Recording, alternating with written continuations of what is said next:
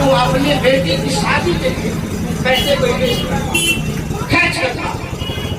اگر وہ خرچ کرنے میں سکشم نہیں ہے اور فیملی ایسی ہے کہ وہ کماتا ہے اور کھاتا ہے، زندگی کی حالت یہ ہے کہ کما رہا ہے اور کھا رہا ہے، اب وہ باپ کیا کرے گا؟ جب بیٹی 20 سال کی ہو گئی ہے،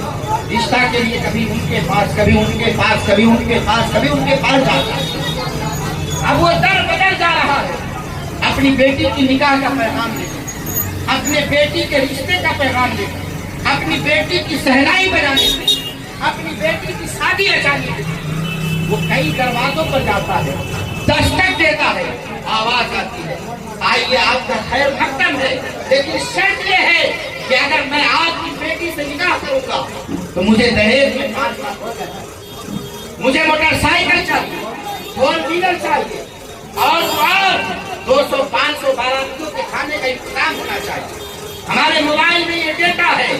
اور اس ڈیٹا کے حساب سے جو کھانے کا مینو ہے وہ کھانے میں ہونا چاہیے، بکرا ہونا چاہیے، مرغا ہونا چاہیے، پلاؤ ہونی چاہیے، بریانی ہونی چاہیے۔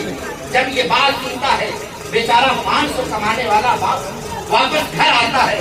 اپنی فیملی کو یہ بات بتاتا ہے، اپنی بیٹی سے یہ مراد بناتا ہے، جو بیٹی 20 سال سے اپنے باپ کو دیکھ رہی ہے کہ 500 روپیہ کمانے کے لیے بلوا چوک پر جاتا ہے، مزدوری کرتا ہے، 500 روپیہ کما کر آتا ہے، ہمارے گھر کا چولہا روشن ہوتا ہے، گھر میں کھانا بنتا ہے، ہم سب مل کر کھاتے ہیں۔ اب میرے باپ سے ڈیمانڈ ہے کہ 10 لاکھ کا انتظام کیا جائے، 20 لاکھ کا انتظام کیا جائے۔ اب وہ باپ بھی ڈپریشن میں ہے، ماں ڈپریشن میں ہے، پوری فیملی ڈپریشن میں ہے۔ اگر بیٹی بے غیرت ہوتی ہے وہ اپنے باپ یہاں سے بھاگ جاتی ہے اور کسی ایسی جگہ کو اختیار کر لیتی ہے جہاں وہ اپنا عزت بھی دیکھتی ہے، اپنا وقار بھی دیکھتی ہے۔ سبحان اللہ۔ اگر وہی بیٹی باغیرت ہے وہ کہتی ہے کہ میں اپنے باپ کے لیے بوجھ بنتی جا رہی ہوں، اپنے ماں کے لیے بوجھ بنتی جا رہی ہوں، اپنی فیملی کے لیے ٹینشن اور الجھن کا سبب بنتی جا رہی ہوں۔ اب وہ بیٹی یا تو خودکشی کر لیتی ہے یا وہ بیٹی دریاؤں میں ڈوب جایا کرتی ہے۔ عزیزان ملت اسلامیہ، یہ بتاؤ اسلام